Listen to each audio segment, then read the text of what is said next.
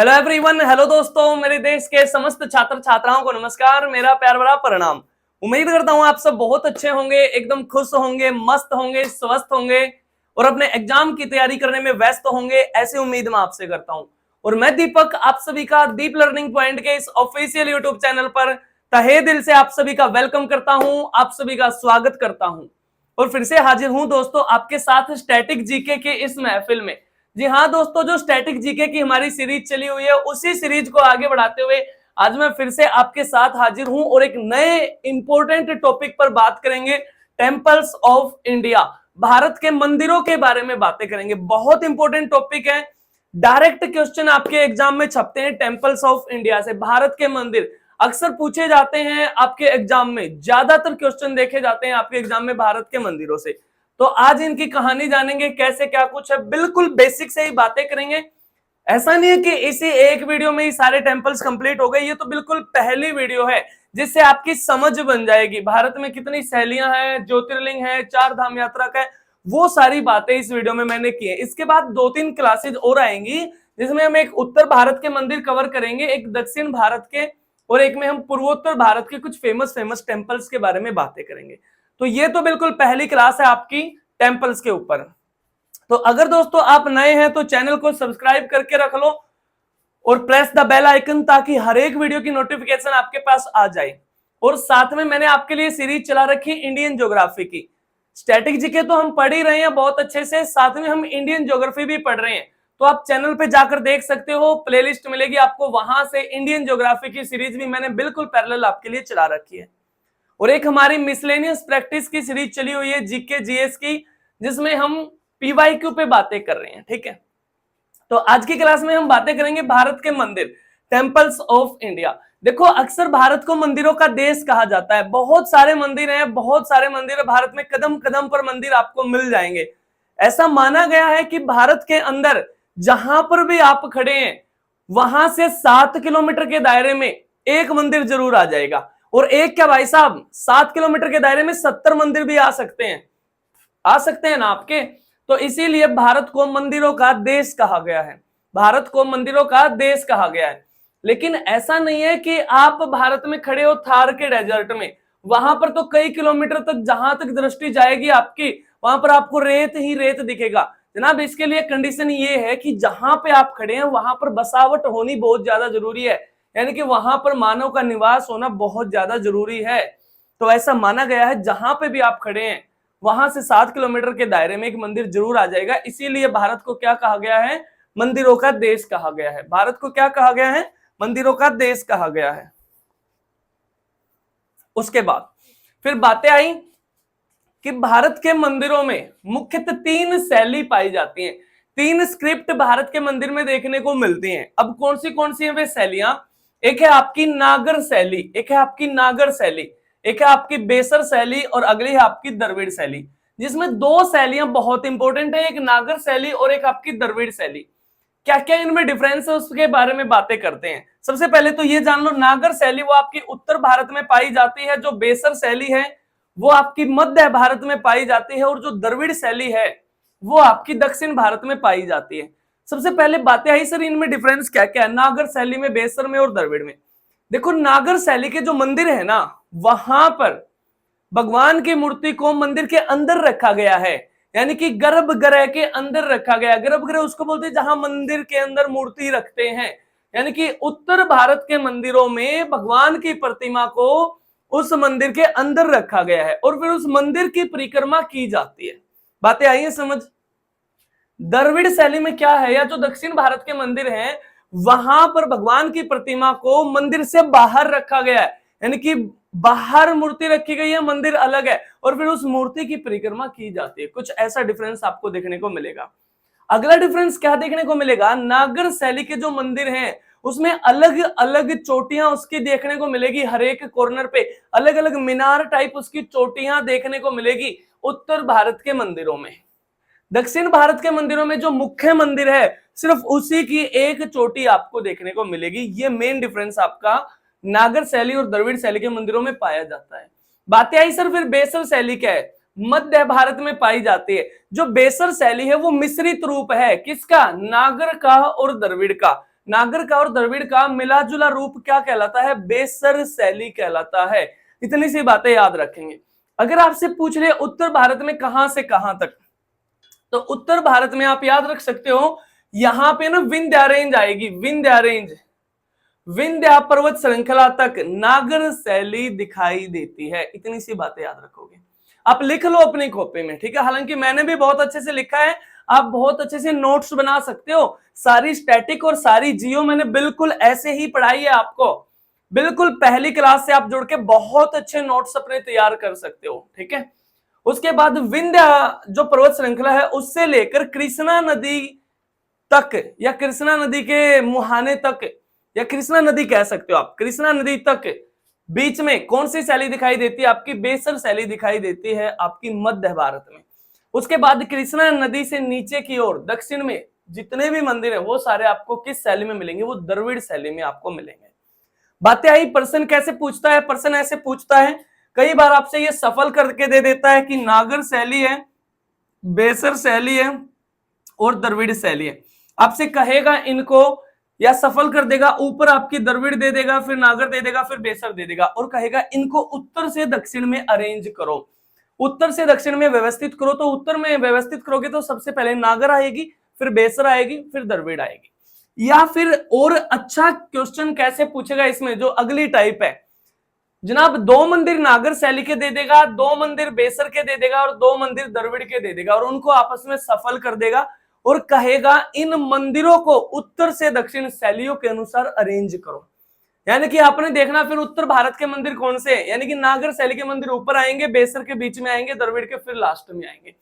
ऐसे क्वेश्चन भी आपसे पूछ सकता है। क्लियर है कहानी? चलो उसके बाद अगला क्वेश्चन क्या है फिर? भारत में 2 चार धाम यात्राएं हैं, 2 चार धाम यात्राओं का वर्णन मिलता है। हिंदू धर्म में काफी महत्व रखते हैं ये 4 धाम यात्राएं, जो भारत में 2 हैं। आपने आज तक एक ही सुनी होगी, लेकिन भारत में 2 चार धाम यात्राएं हैं। एक है आपका छोटा 4 धाम और एक है आपका बड़ा 4 धाम। छोटे 4 धाम के अंतर्गत कौन से तीर्थ स्थल आते हैं? छोटे 4 धाम में आता है आपका केदारनाथ, बद्रीनाथ, गंगोत्री और यमुनोत्री। केदारनाथ, बद्रीनाथ, गंगोत्री और यमुनोत्री। और ये कहां पर है? ये चारों के चारों ही तीर्थ स्थल आपके कहां हैं? उत्तराखंड के अंदर है। कहां पर है दोस्तों? उत्तराखंड के अंदर मिलेगा आपको छोटा 4 धाम। लेकिन एक है बड़ा 4 धाम। बड़ा 4 धाम में कौन से तीर्थ स्थल आएंगे? एक आएगा आपका बद्रीनाथ। बद्रीनाथ कहां पर पड़ेगा?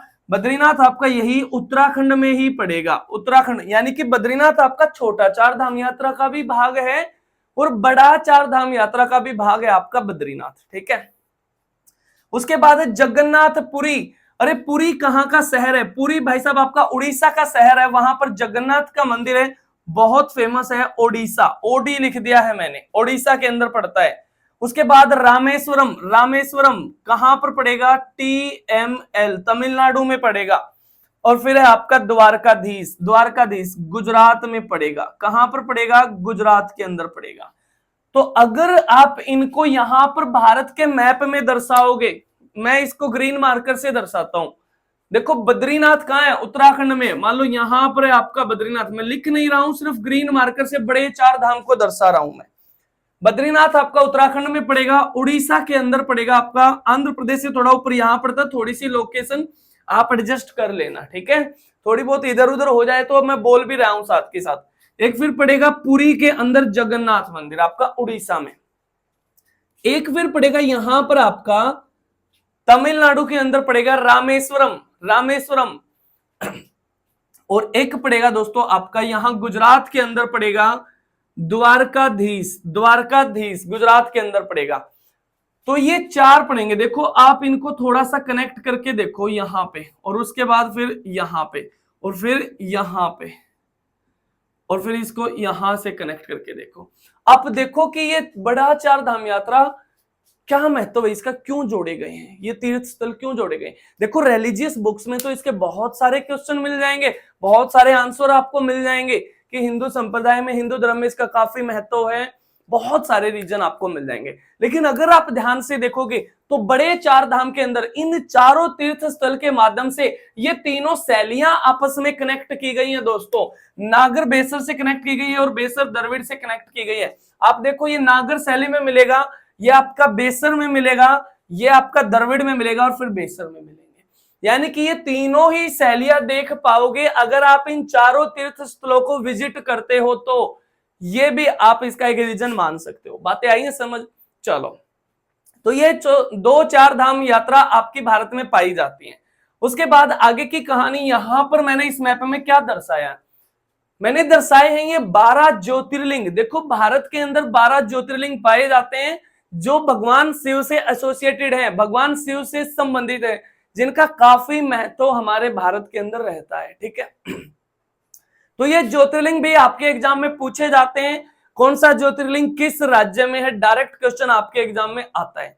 तो सारे ही मैंने मैप में दर्शाए हैं और कोशिश की है कि जो जिस राज्य में है वहां पर उसकी लोकेशन मैंने दर्शाई है। थोड़ी बहुत लोकेशन ऊपर नीचे हो गई है क्योंकि हमारे पास डिजिटल बोर्ड नहीं है, व्हाइट बोर्ड से ही काम चल रहा है। ठीक है, तो थोड़ी बहुत लोकेशन आप एडजस्ट कर लेना, हालांकि मैंने राज्य साथ के साथ लिख दिए हैं। ठीक है, चलो, तो सबसे पहले ऊपर से ही बात करते हैं। उत्तराखंड के अंदर एक ज्योतिर्लिंग पड़ेगा जिसका नाम है केदारनाथ। केदारनाथ, इसके बारे में, इनके बारे में जो जो बातें मैं एडिशनल बताऊं ना आपको, वो बातें आप लिखते चलो साथ के साथ। ठीक है, तो उत्तराखंड के अंदर एक ज्योतिर्लिंग पड़ेगा केदारनाथ। कहां पड़ेगा? रुद्रप्रयाग में पड़ता है, मंदाकिनी नदी के तट पे पड़ता है केदारनाथ। काफी ऊंचाई पर स्थित है केदारनाथ, उत्तराखंड में पड़ता है एक ज्योतिर्लिंग आपका मंदाकिनी नदी के तट पे। उसके बाद यूपी में पड़ेगा आपका बहुत फेमस है काशी विश्वनाथ मंदिर। काशी विश्वनाथ मंदिर उत्तर प्रदेश में पड़ेगा। किस नदी के तट पे पड़ेगा? गंगा नदी के तट पे पड़ेगा, वाराणसी में, बनारस के अंदर पड़ेगा दोस्तों काशी विश्वनाथ मंदिर। बहुत बहुत फेमस आपका रहने वाला है उत्तर प्रदेश के अंदर। उसके बाद फिर पड़ेगा एक आपका झारखंड में पड़ेगा बैद्यनाथ। क्या है? बैद्यनाथ, झारखंड के अंदर। देखो एक है ना बैजनाथ है, बैजनाथ, जो बैजनाथ है वो आपका हिमाचल प्रदेश में पड़ेगा। बैजनाथ एक मंदिर है जो हिमाचल प्रदेश के अंदर पड़ेगा, लेकिन यह बैद्यनाथ है और बैद्यनाथ नाम का ज्योतिर्लिंग है जो आपका झारखंड में पड़ेगा। झारखंड के अंदर आपका डिस्ट्रिक्ट पड़ता है देवघर, वहां पर पड़ेगा आपका बैद्यनाथ नाम का ज्योतिर्लिंग। ठीक है, उसके बाद फिर बहुत फेमस है आपका आंध्र प्रदेश के अंदर श्री ब्रह्मा रामबा मल्लिकार्जुन मंदिर। श्री ब्रह्मा रामबा मल्लिकार्जुन मंदिर कहां पड़ेगा दोस्तों? ये पड़ेगा आपका आंध्र प्रदेश के अंदर, आंध्र प्रदेश के अंदर पड़ेगा। आंध्र प्रदेश राज्य पहला राज्य भाषा के आधार पर गठित होने वाला 1953 में जिसका गठन किया गया था। ठीक है, तो यहां पर पड़ेगा श्री ब्रह्मा रामबा मल्लिकार्जुन मंदिर। उसके बाद लास्ट एक बिल्कुल दक्षिण में पड़ेगा ज्योतिर्लिंग श्री रामानाथ स्वामी। श्री रामानाथ स्वामी ये आपका रामेश्वरम में पड़ेगा। रामेश्वरम में ना जगह का नाम है, तो इसको रामेश्वरम भी बोलते हैं, जो चार धाम यात्रा का भी हिस्सा है।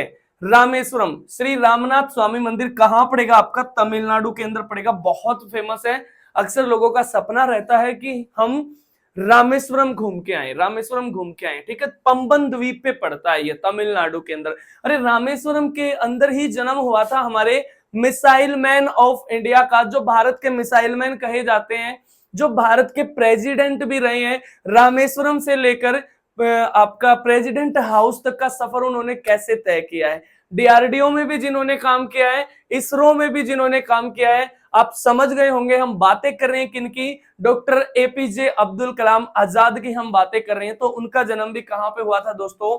रामेश्वरम के अंदर उनका जन्म हुआ था। इतनी सी बातें आप याद रखोगे। उसके बाद फिर दो ज्योतिर्लिंग पढ़ेंगे आपके मध्य प्रदेश के अंदर, दो ज्योतिर्लिंग पढ़ेंगे आपके मध्य प्रदेश के अंदर। मध्य प्रदेश में इसीलिए मैंने मध्य में ही दर्शा दिए हैं, मध्य में ही दर्शा दिए हैं। मध्य प्रदेश के अंदर बहुत फेमस ज्योतिर्लिंग है। एक है आपका महाकालेश्वर, महाकालेश्वर, और एक है आपका ओंकारेश्वर। महाकालेश्वर और ओंकारेश्वर। जो महाकालेश्वर है ये कहां पर पड़ेगा? ये आपका उज्जैन के अंदर पड़ेगा, उज्जैन के अंदर। अरे जहां पर कुंभ का मेला भी लगता है, कुंभ का मेला भी लगता है, ठीक है, उज्जैन के अंदर। और उज्जैन शहर किस नदी के तट पे है? शिप्रा नदी के तट पे है आपका उज्जैन शहर है। और उज्जैन के अंदर है महाकालेश्वर का ज्योतिर्लिंग, इसीलिए उज्जैन को कहा गया है महाकाल की नगरी, बोला गया है उज्जैन को। इतनी सी बातें याद रखोगे। बातें आई ओंकारेश्वर जो है वो किस नदी के पास पड़ेगा?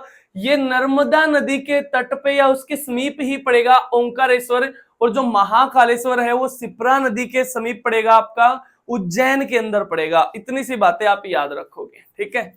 उसके बाद फिर दो ज्योतिर्लिंग पड़ेंगे आपके गुजरात के अंदर, दो ज्योतिर्लिंग पड़ेंगे आपके गुजरात के अंदर। एक का नाम है गिर सोमनाथ, वैसे इसको सोमनाथ भी बोलते हैं, और गिर सोमनाथ नाम का तो डिस्ट्रिक्ट है आपका गुजरात के अंदर इसी नाम से, तो यहीं पे है आपका गिर सोमनाथ मंदिर। और एक है आपका नागेश्वर, एक क्या है आपका नागेश्वर। दो आपके ज्योतिर्लिंग पड़ेंगे गुजरात के अंदर, ठीक है। उसके बाद तीन ज्योतिर्लिंग पड़ेंगे, एकमात्र राज्य जहां पर सबसे ज्यादा ज्योतिर्लिंग मंदिर हैं, महाराष्ट्र, जिसमें तीन ज्योतिर्लिंग मिलेंगे आपको, तीन ज्योतिर्लिंग मिलेंगे, बहुत फेमस है, अक्सर आपके एग्जाम में पूछे जाते हैं।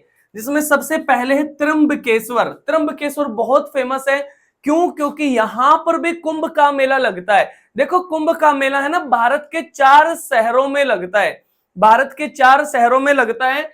किस किस में? एक आपका लगता है हरिद्वार में, हरिद्वार में उत्तराखंड के अंदर गंगा नदी के तट पे लगता है। और एक आपका कहां पर लगता है? एक आपका प्रयागराज में लगता है, उत्तर प्रदेश के अंदर। दोस्तों किस नदी के तट पे? गंगा नदी के ही तट पे लगता है उत्तर प्रदेश के अंदर। और एक लगता है आपका उज्जैन के अंदर लगता है, शिप्रा नदी के तट पे लगता है दोस्तों कुंभ का मेला। और एक लगता है आपका नासिक के अंदर, और नासिक में ही पड़ता है आपका त्र्यंबकेश्वर नाम का ज्योतिर्लिंग। और नासिक वाला जो लगता है वो गोदावरी नदी के तट पे लगता है, क्योंकि गोदावरी नदी के तट पे ही पड़ता है शहर नासिक आपका महाराष्ट्र का, ठीक है। इतनी सी बातें याद रखेंगे, ठीक है। और महाराष्ट्र का जो शहर है ना नासिक, उसको अन्य किस नाम से जाना गया है, ये आप बताओगे मेरे को कमेंट करके। और साथ में एक क्वेश्चन और भी बताओगे कि जो आपका कुंभ का मेला है ये यूनेस्को में कब शामिल किया गया था? जो कुंभ का मेला है वो यूनेस्को में कब शामिल किया गया था, ये भी आप मेरे को बताओगे, ठीक है। उसके बाद अगला है आपका भीमा शंकर। भीमा शंकर, भीमा शंकर जो है भीमा नाम की नदी के तट पे ही पड़ेगा। भीमा शंकर कहां पड़ेगा? भीमा नाम की नदी के तट पे पड़ेगा। और भीमा नदी किसकी सहायक है? भीमा नदी कृष्णा नदी की सहायक है, कृष्णा नदी की सहायक है। और कृष्णा को क्या बोला गया है? कृष्णा को बोला गया है डायमंड रिवर, डायमंड रिवर बोला गया है कृष्णा को। और एक है दोस्तों आपका लास्ट वाला घृष्णेश्वर। घृष्णेश्वर कहां पर पड़ेगा? आपका महाराष्ट्र के अंदर पड़ेगा। ये तीनों ज्योतिर्लिंग आपके महाराष्ट्र में पड़ेंगे, एकमात्र राज्य जहां पर सबसे ज्यादा ज्योतिर्लिंग है। 3 ज्योतिर्लिंग महाराष्ट्र के अंदर पाए जाते हैं, ठीक है। बातें आई, आप इनको काउंट करके देखो, पूरे 12 हो गए हैं। यहां से देखो, आप देखो 1 2 3 4 5 6 7 8 9 10 11 और 12 ज्योतिर्लिंग भारत के अंदर पाए जाते हैं। तो इस वीडियो में सिर्फ इतनी ही बातें रखते हैं। इसमें हमने क्या क्या बातें की हैं? सबसे पहले तो बातें मैं बताऊं, इसमें हमने बातें की हैं भारत में जो मंदिरों में शैलियां पाई जाती हैं, जो स्क्रिप्ट देखी जाती हैं। 3 शैली अक्सर देखी गई है, नागर शैली, बेसर शैली और द्रविड़ शैली। उत्तर भारत में नागर शैली है, मध्य भारत में बेसर शैली है और दक्षिण भारत में द्रविड़ शैली है, ठीक है।